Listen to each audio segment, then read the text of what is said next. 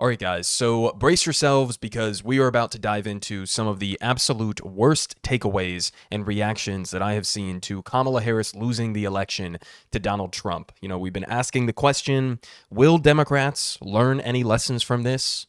And the answer, I think, is a probable no, based on what I've seen so far. So here we're going to start off with Joy Reid over on MSNBC. And I think it's important to say that, you know, anyone who has experienced or been in the United States for any period of time and experienced this country's history and knows it cannot have believed that it would be easy to elect a woman president, let alone a woman of color. Let's just be clear. And nothing that was true yesterday about how flawlessly this campaign was run is not true now. I mean, this really was an historic, flawlessly run campaign. Queen Latifah never endorses anyone. She came out and endorsed. You know, I mean, she had every prominent celebrity voice. She had the Taylor Swift to the Swifties. She had the Beehive. Like, you could not have run a better campaign in that short period of time. And I think that's still true. Okay, so first off, I feel like if you lost the election, you can't really say that it was a flawless campaign. Right? Typically, when you lose, there are at least some flaws that may have occurred. Now, I also love how her explanation for why it was a flawless campaign has nothing to do with the policy agenda that she laid out or the vision that she was giving to the American people. She just goes to, like, Queen Latifah endorsed her, Taylor Swift endorsed Kamala Harris. That's it. That's what politics is. It's just celebrity endorsements. We have better celebrities than you, so we should have won. It was a flawless campaign. I mean, what exactly are we supposed to take away from this analysis?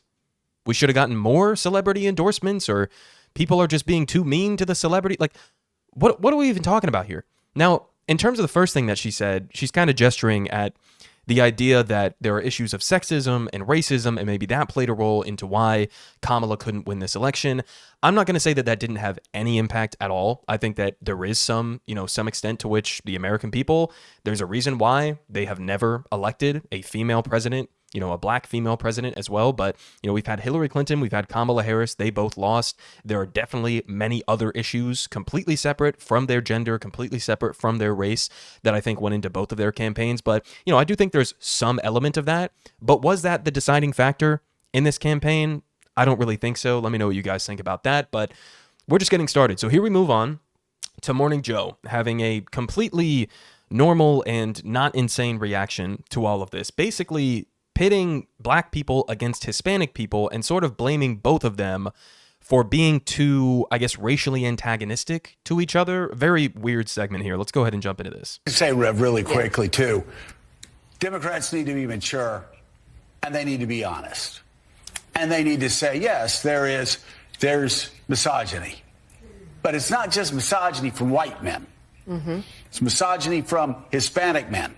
Right. It's misogyny from black men, things we've all been talking about, who do not want a woman leading them.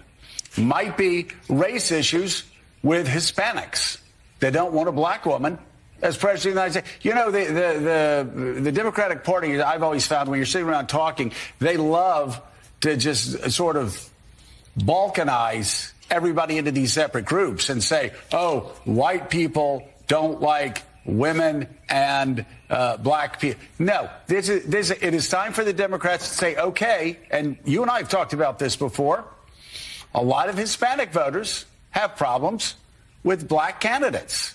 Right. A lot and of, with other Hispanics. You got some that don't like each other. And some of the most misogynist things I've heard going on this Get Out the Vote tour came from black men.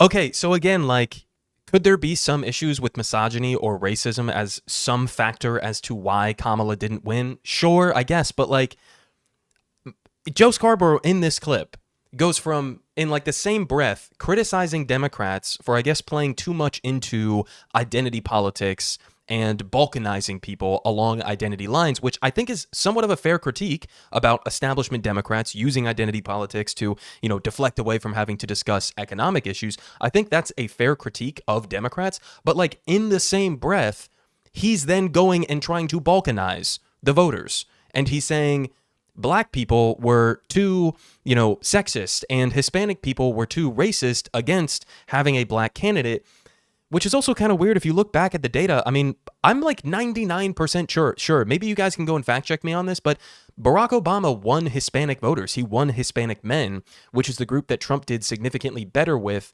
this time around. So that's kind of a bizarre critique there. But again, notice how both of the analyses that we've seen so far on MSNBC, with Joy Reid, and now with Al Sharpton and Morning Joe, they're purely focusing on trying to blame this on the fact that Kamala Harris happens to be a, biracial black woman candidate. Nothing to do with flaws of her campaign strategy or policy flaws of what she was putting forward, or even, discussions about how Biden kind of screwed her over and the party over by staying in way too long and then dropping out at the last minute and saddling the rest of the party with his, unpopular administration. No discussion about any of that. It's just purely along these lines. But for the critiques that I have seen in terms of, more economic focused critiques here, it's somehow even worse than the first two we just watched. I mean, here we have, again, on MSNBC, essentially blame of the left going on here. Let's go ahead and watch this. Maybe the final word here in this segment about lessons learned for Democrats and now what the next 4 years look like. The progressive era should be over if they want to start winning again. Wow, there's that. Peter Baker? Peter, final thoughts this morning. The progressive era should be over if they want to win again. Guys, what was Kamala Harris's campaign this time around? What was Joe Biden's campaign back in 2020? What was Hillary Clinton's campaign back in 2016? You guys thoroughly obliterated the progressive wing of your party. You sabotaged Bernie Sanders' run in 2016, his run in 2020. You successfully crushed that movement, and you are still, years later, blaming the progressive wing, saying you're still too progressive, even though a core part of the final stages of Kamala Harris's campaign was palling around with like Bill Clinton, Richie Torres, Mark Cuban, a billionaire, and the Cheneys. Even that is somehow too progressive. Too progressive. What was Kamala Harris's progressive, campaign strategy? Right? If we break it down, let's say just her economic policies she was putting forward, the $25,000 first-time home buyer tax credit, the child tax credit, expanding Medicare to cover at-home care, as well as, dental, vision, hearing, all of those economic policies that are more on the progressive side, I guess you could say, are extremely, overwhelmingly popular amongst the American people. That was not the flaw of her campaign. Again, guys, the three major flaws of her campaign. Number one, she didn't break from Biden. She had every opportunity in the world to break from an unpopular incumbent administration. She didn't do that. It's a change election. People want change on two different fronts. They want somebody else to be holding the office, right? But not just a different face, right? Some substantive change there. And people want structural change because average working class Americans are drowning right now. So you failed to make yourself the change candidate in a change candidate election. That's number one. You failed to separate yourself from Israel's genocide in Gaza. That's number two. We'll get to more data on that here in a minute in terms of how potentially impactful that actually was. And then finally, again, you did not have any sort of populist narrative surrounding this campaign. I covered Bernie's critique earlier today. Keep in mind what Bernie's narrative was. And there's a lot of overlap, by the way, in some of the core groups that Trump did much better with this time around versus some of the core groups that Bernie was most popular with, right? Like Hispanic voters, young voters, for example. And Bernie had a very clear narrative when he was running that made him so dangerous to somebody like Donald Trump, right? His narrative was it's the 99% versus the 1%. He talked about how Americans are getting shafted by big corporations, by the elites, by the billionaire class, and that we need a mass, diverse coalition of people to come together to organize and to fight for structural change to the country. And he focused on universal programs, Medicare for all, a Green New Deal, a massive, union jobs program, essentially, to address climate change. He had a very clear, coherent narrative and set of economic proposals that he was putting forward. And that's what made him popular, right? Then you look at Kamala Harris, and again, it's like a hodgepodge of some policies that are like sort of tracking in the right direction, but does anybody even really believe that you're going to fight for those things? And then you're also at the same time spinning to the right on immigration, you're spinning to the right on fracking, you're palling around with the fucking Cheneys. There was no coherent message. If there was one, it was that I'm not a progressive, in fact, right? She was screaming that from the rooftops over and over and over again. I'm going to have a Republican in my cabinet. I mean, this is the kind of shit that she was running on. She ran the campaign that people like this were asking her to run. She face plants, and then they still blame the left. She was not running as Bernie Sanders. This is not the left's fault. She wasn't running a lefty progressive campaign. She was doing the opposite of that. So, I mean, it's brain dead. These people are fucking brain dead. Now, I mean, the same thing here. This is from the Washington Post. Harris's defeat is a stinging verdict for the left. What? What are you talking about? I mean, more here. Here we got CNN transitioning away from MSNBC, I guess. Van Jones, Alyssa Farah, longtime Democratic strategist David Axelrod, all agree on at least one key reason for Kamala Harris's loss. Let's take a listen to what they think that is.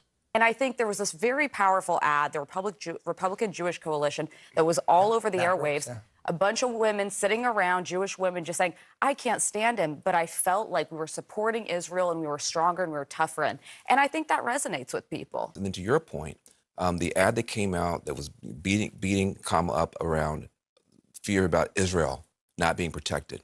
There was never a response from the campaign on that, which I thought was a big mistake. Amanda Berman from Zioness had to raise money, run her own ads trying to fight back alone. That didn't work. So, but listen, you tied her to the economy, you tied her to Biden, you tied her to weird, and it was not a good I agree with everything you're saying. They're actually trying to say that the reason Kamala lost was because she wasn't pro-Israel enough. Really. This is the same Kamala Harris, the same Democratic Party that banned Palestinians from speaking at the DNC. They had a Palestinian American who was going to go up on stage and give a very short endorsement speech of Kamala Harris. They still wouldn't let her speak, even though it was an endorsement of Kamala Harris. That's how extreme they are in their anti-Palestinian views. They have been relentlessly supporting a full-blown genocide of the people of Gaza for over a year straight. They have sent tens of billions of dollars to Israel. They have humiliated themselves on the international stage time and time again to give Israel diplomatic cover. And even with all of that relentless, unending, zero questions asked support for Israel's genocide, these motherfuckers are turning around and saying, well, she was too weak on Israel. What? Are you guys living in an alternate fucking reality? What are we talking about here? I mean, it's again, brain dead. These people make hundreds of thousands, if not millions of dollars to be on national television and say shit like this. Now, again, similar thing here from the same panel. Let's listen to this. These protests on college campuses, women in the suburbs are horrified when they see Jewish kids getting bullied and getting intimidated by these protesters who are then defended by elitist academics who are supposed to be the people rearing them up and looking out for them. That scares people. That feels like a shift that goes so far out of the mainstream of where the country wants to be. And I think that's one of the areas that the room was just misread by Democrats. So now it's that college students on campuses who were protesting against a genocide, they're the ones to blame now because they were intimidating Jewish students, which, by the way, is not even true. When you actually look at many of these instances, and I'm sure there are some examples somewhere on some college campus where somebody said something that's fucked up and they shouldn't have said, but you look at tons of these examples of people saying that, there's a bunch of anti-Semitism at these college campus protests, and then the things that they cite are like chants of, from the river to the sea, Palestine will be free, right? That's the kind of shit they're talking about.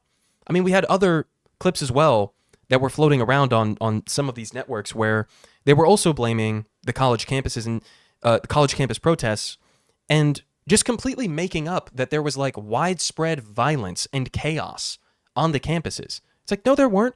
There were peaceful student encampments where they were trying explicitly to get their universities to divest from Israel's genocide, from their apartheid, from their ethnic cleansing in the West Bank. And by the way, you want to talk about like what's outside the mainstream, which is what she just said, to smear Palestinian protesters. You know what's actually the mainstream in this country is an arms embargo. That's supported by a vast majority of Americans, right? I showed you the data a few days ago when we were breaking down the election results. Time and time again, for months, we have seen very consistent polling. Americans are not in favor of us continuing to send bombs that Israel is using to drop on the heads of Palestinian children. That's unpopular, deeply unpopular. And so Kamala Harris may have cost herself who knows how many votes because she refused to break from that. But then again, the analysis here from the liberal mainstream punditry is that she wasn't pro-Israel enough, right? I mean, it's completely absurd. Now, a few other things that I'll mention here before I leave you guys in this video. Here we have some data points and some takes that I think are accurate and important to keep in mind. Here's from Stylianos Karolidis. I think I'm pronouncing that somewhat correctly. Harris so badly underperforming down ballot races, because keep in mind, Senate Democrats actually didn't do that bad, right? It looks like Republicans, I think at this point, are likely to take the House and are definitely going to take the Senate, but Democrats actually didn't perform as badly as people expected them to in the Senate, especially considering how poorly Kamala performed in the Electoral College. But so she underperformed so badly in these down ballot races and propositions, plus Trump not beating his 2020 vote total because they both got less votes than Trump and Biden did in 2020, confirms that this was not a massive red shift, but a deeply unpopular incumbent and a lackluster replacement who failed to galvanize her base. And he's quote tweeting here Jordan Ewell, who says Harris loses Michigan and Wisconsin, but Slotkin and Baldwin won their Senate races, right? So in the same states that Democrats are winning their Senate races, in these key battleground states, Kamala Harris lost. So, and again, you look at the vote totals, guys. I think Kamala Harris ended up with like 15 million less votes than Biden got in 2020. And those votes were during a pandemic, right?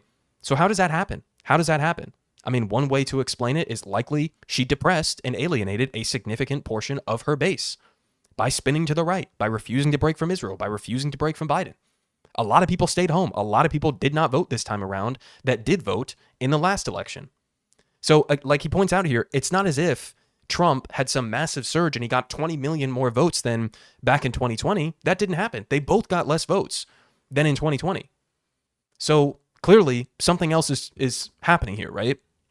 Now we also have here a clear vindication that all of us criticizing her spin to the right strategy, that it was a complete failure. I mean, here from Evan Hill, at least per the exit polls, Harris's center pivot towards independents and Cheney Republicans seems like it got her less than nothing. -1% from Biden's share of Republican identifiers and -5% from his share of independents. So, guys, I mean, this was the whole Kamala strategy. Was we're going to try to go after like Nikki Haley Republicans and Liz Cheney Republicans and Kinzinger Republicans and whatever else. People who are Republican voters but don't like Trump, right? Or conservatives who aren't necessarily fans of Trump. That was the strategy, to go after disaffected Republicans and center-right independent voters. And not only did she fail to gain those voters, but she did worse than Joe Biden did in 2020 with that same coalition of voters. So a complete and utter failure. I can't even tell you guys how many people I saw either in the media or politicians or even in my personal life when I would criticize her palling up with Liz Cheney and they would turn around and say, well, sure, you know, I'm not a fan of Liz Cheney or Dick Cheney, but like she has to do this, right? Because this is a politically genius move. She has to do this because she has to win over some of the Republicans. How did that work out? Not well to say the least. And again, in the meantime, as you're not gaining these voters, you're also alienating your own base. Now, again, in terms of the issue of Israel and Gaza, if you look here, Trump's margin in Michigan, for example, and Wisconsin. In Michigan, it was 82,000.3, and then they do a comparison here to the uncommitted voters in the Democratic primary because Democrats didn't have a real primary, and so people had to write in, uncommitted.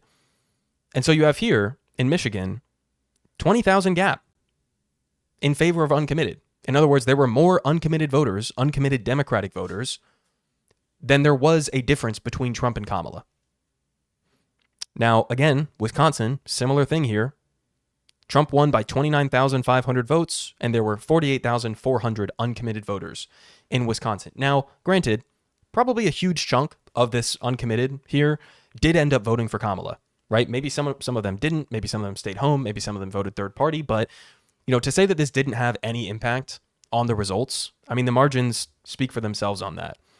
Finally, we have here from Ben Burgess to address the earlier points when it came to, she's alienating the Jewish vote, right? Because she's pro-Hamas or something.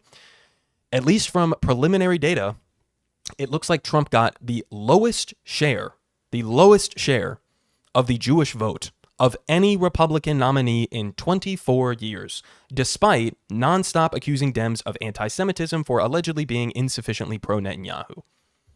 Trump got the lowest share of any Republican nominee in 24 years of the Jewish vote. So, again, I'm struggling to see the argument that the big flaw of Kamala Harris's campaign was she wasn't sufficiently loyal to Benjamin Netanyahu or to Israel's genocide. So, there you have it, guys. Absolutely god-awful takes. I expect this to continue. I don't know what anybody expected other than, of course, Democrats are not going to learn any real lessons from this. They're going to keep doubling down, keep shifting to the right, keep giving a double middle finger to their actual base of supporters and to leftists and progressives, while continuing to blame leftists and progressives for their own failures. Politic guy has the best politic. Believe me, no one does it like him.